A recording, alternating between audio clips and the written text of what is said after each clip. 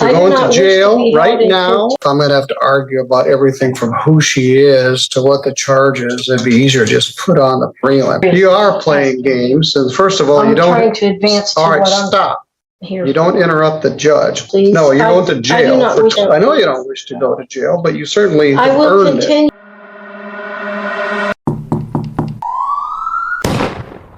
The title of the case is People versus Rosalind Ray Keenan.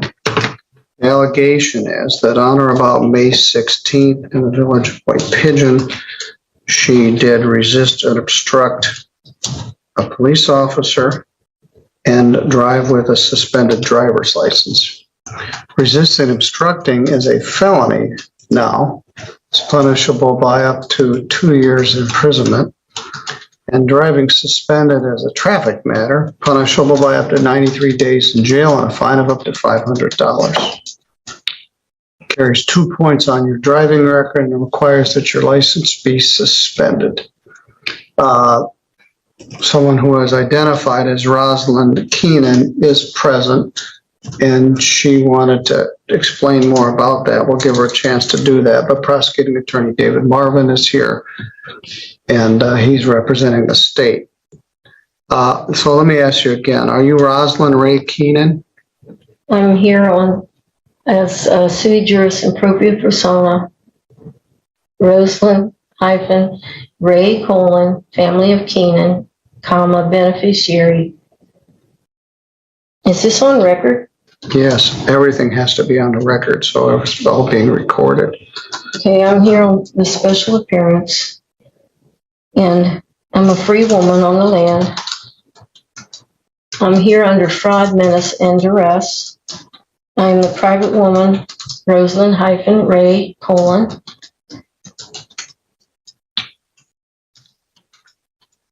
All right. Keenan. The all capital mentioned name is the only appellation given to me. Anytime an autograph is to be done in a certain manner that I have here, or it's forgery.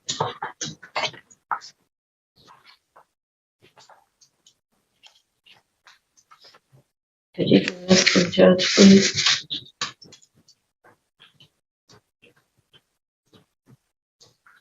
That's my name. Thank you.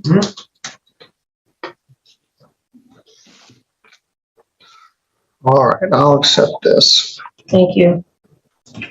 All right, so I think we have the right person here. When she signed her bond, she signed it as Rosalind Ray Keenan beneficiary with quick bail bonds. I have spent a lot of time with her and her son, who's here. He's always been here, and they're very honest and they're good intended. Thank you. And I think that we've come to a resolution that I believe is fair. I've offered, I'm going to state it for the record, and only time will tell if she's going to accept it, in hopefully 2 seconds. But what I would do is offer an attempt resisting and obstructing and dismiss count 2. And I would ask that the court set this for sentencing at a later date, and I'd ask for 6 months. And if by that time there's no other incidents with law enforcement or any other reason to continue, I would dismiss this, or at any time before that if I felt that it was necessary. And again, after working with her, I don't think this is the kind of thing that should be, I would hate to see this upstairs as her first felony. I think that she's interested in a way of life that she's honestly trying to understand, but I think that partly to assist her, I've kind of hatched this plan. He's offering to reduce the driving suspended charge, and he is offering to dismiss the felony charge and reduce it to a charge called attempted resisting obstructing a police officer. That's a misdemeanor. It's punishable by up to a year in jail and a fine of up to $1,000. Do you understand that charge? No, I don't understand the nature and the cause of the charge. All right, Mr. Marvin, let's just do a prelim. I'm not going to tap dance with her. You may be more sympathetic about this flat earth nonsense than I am. But if I'm going to have to argue about everything from who she is to what the charge is, it'd be easier to just put on the prelim. From the affidavit of probable cause, her conduct was outrageous with a capital O. And so I'll give you one more opportunity, Ms. Keenan. Mr. Marvin is agreeing to dismiss the driving suspended charge. The record shows your license is suspended from Indiana and you don't have a valid Michigan license. That's a benefit. It won't affect your driving privileges. Excuse me? What did you say about the? It's a benefit. And No, before that, about the license.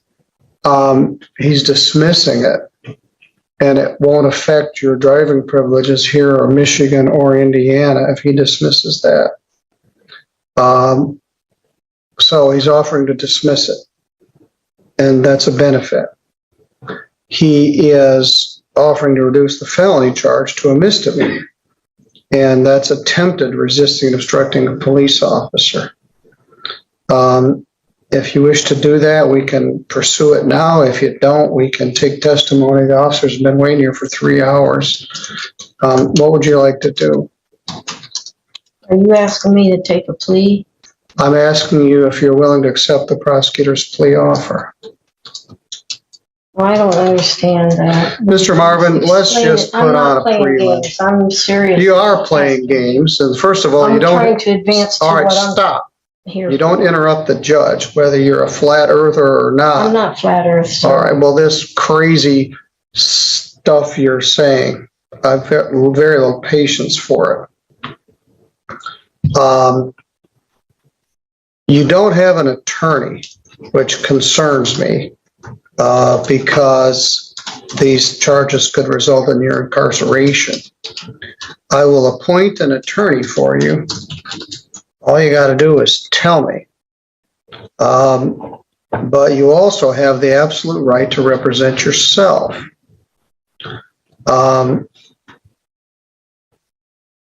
So, do you wish to represent yourself, or would you like me to get an attorney to assist you with this? It's my right to appear for myself. It is.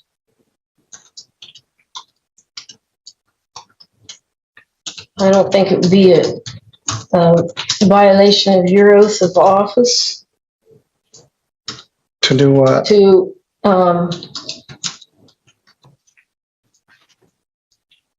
if you did your duty under the Constitution, because I'm seeking legal intent, not advice.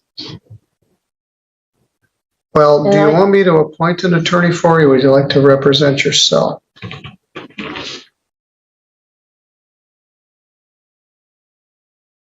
So may I ask, what jurisdiction is this, civil or criminal? This is a criminal case, which points out the fact that you could use a lawyer if you can't tell the difference between a civil and a criminal case. And my next question is, I know that the Constitution grants the court two types of criminal jurisdictions. One is criminal jurisdiction under common law, and the other is criminal jurisdiction under admiralty or military tribunal venue under Article 1, Section 8, Clause 17 of the Constitution. Under which of these two jurisdictions is the court intending to try me?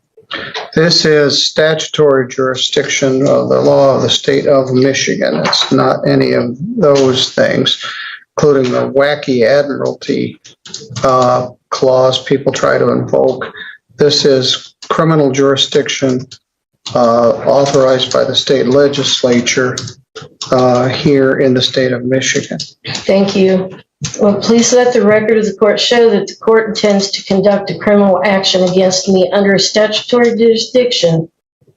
But that makes me wonder, I have never heard of criminal action under statutory jurisdiction, and there is no such jurisdiction established in the Constitution, and I will be able to proceed if you can show me where I can find the published rules of civil procedures under a statutory jurisdiction and where this nature, cause, and jurisdiction exists. It is crucial that I have the published rules of procedure so that I can conduct a fair defense and fair trial. Otherwise, this needs to be dismissed, and I would like it in writing, please.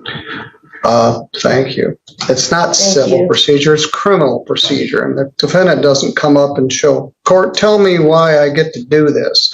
You've been charged under the criminal statutes of the state of Michigan, and I've just advised you of that on the record. I'm just trying to establish at this point whether you want to represent yourself or not.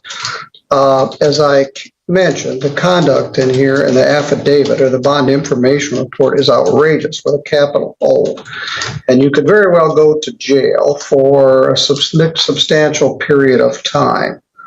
Mr. Marvin was trying to extend to you an opportunity to avoid that option, but you're wasting all of our time with this stuff that doesn't have any legal merit.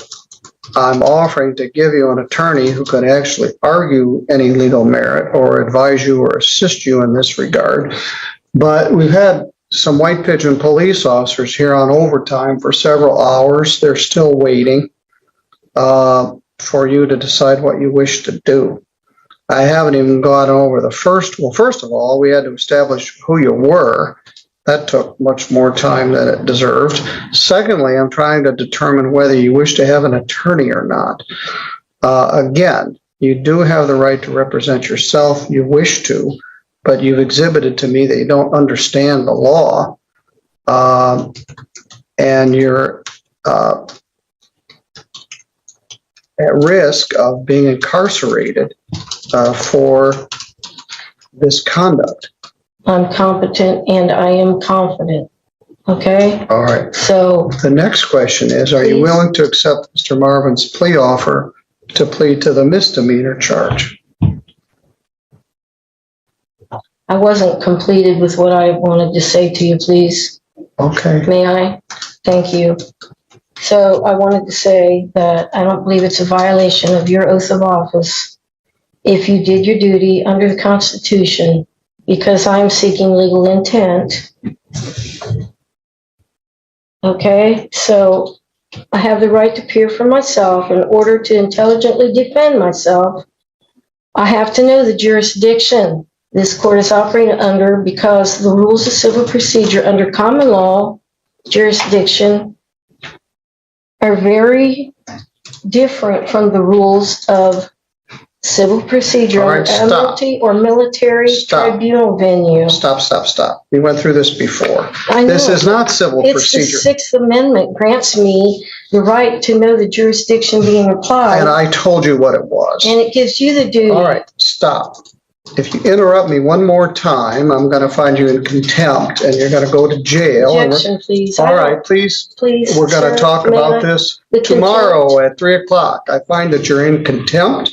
You're I do going not to wish to jail be right held in now, contempt, and we will. sir. Well, you have been. I'm simply matter trying is to adjourned until exercise tomorrow my at Sixth 3 Amendment o'clock. rights, please. So you can think about And it we can go overnight in forward jail. with this right now, please. No, you're going to I do jail not for wish to be in 24 hours. contempt. I know you don't wish to go to jail, but you certainly I have will earned it. continue with this if you'll please let me finish. We'll talk about it tomorrow at 3:00, and you will be more respectful to the court. I You can will speak. provide the You will not interrupt the citations. court. Your citations are meaningless. I'm sorry I So you interrupted can you. If you go wanna with the continue- officer. I don't want to argue about it. Take I'm her not out of here. We arguing. will address this tomorrow at 3:00. Stand up and put your hand. No, I can't get her aspects because they're. they'll get them for you. You can give all the paperwork to him. Thank you.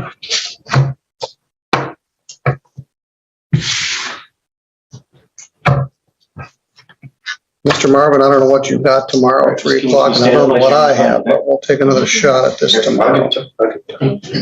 Justice takes time. Just misunderstood. Yeah, I don't know what's going on, and I don't think this was a fair trial, We haven't had a trial yet. a fair preliminary. We didn't even get there yet. That's it, then this court over. Yeah, we're done. Can I say something? Yes? I don't think that she was trying to be in contempt of court. She was trying to exercise a right. And I think it was just a misunderstanding of how for her to be able to pronounce that.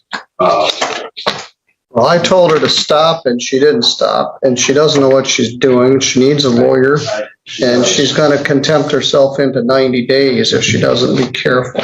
So we'll address this tomorrow at 3:00. And to whatever extent you're advising her on this stuff, you're not doing her any favors.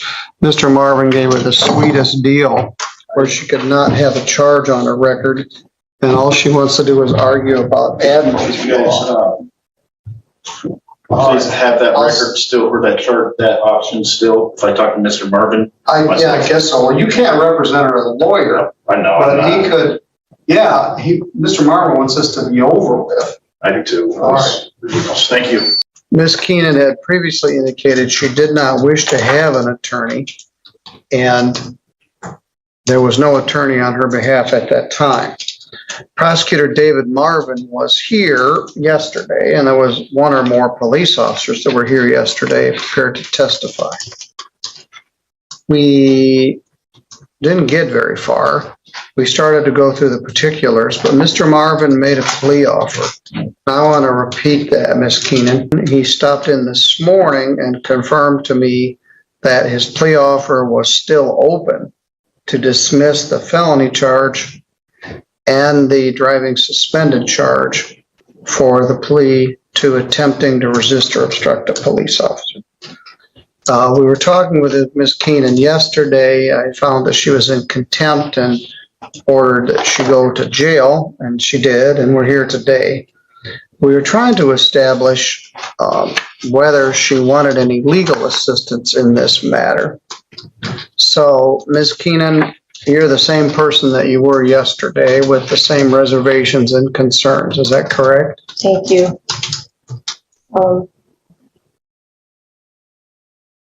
I have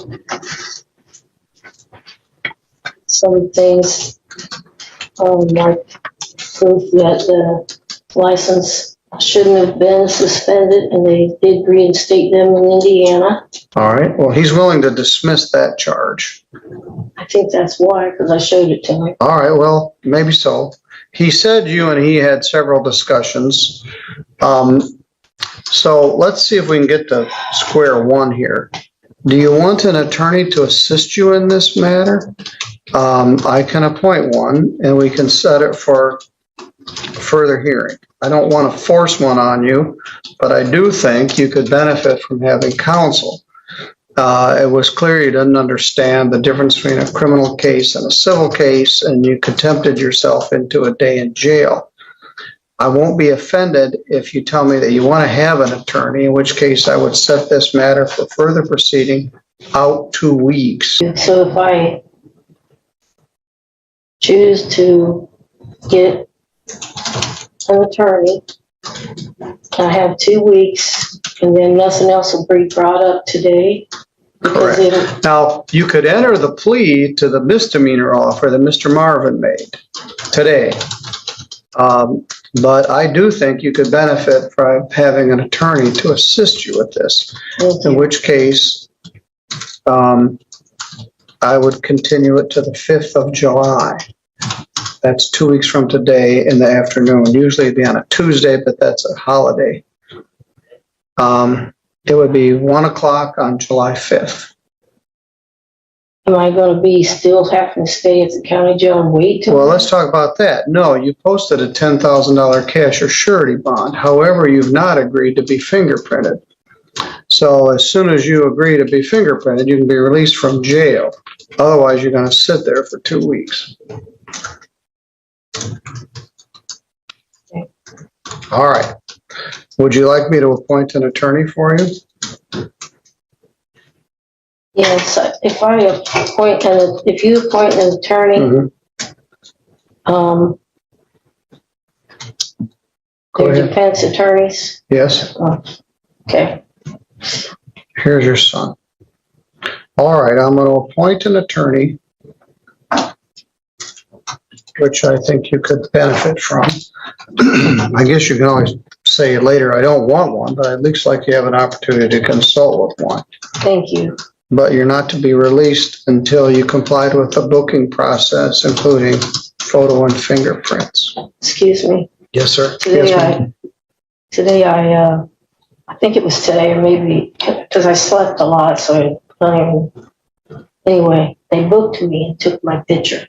all right, well, the Was that picture's good done. enough? That's good enough, but you have to agree to the fingerprints. Oh, I still have to do the Yes. fingerprints? And you can decide whether you want to do it. If you don't, that's Well, up to I'm you. gonna do it All right. because I appreciate your offer. Thank you.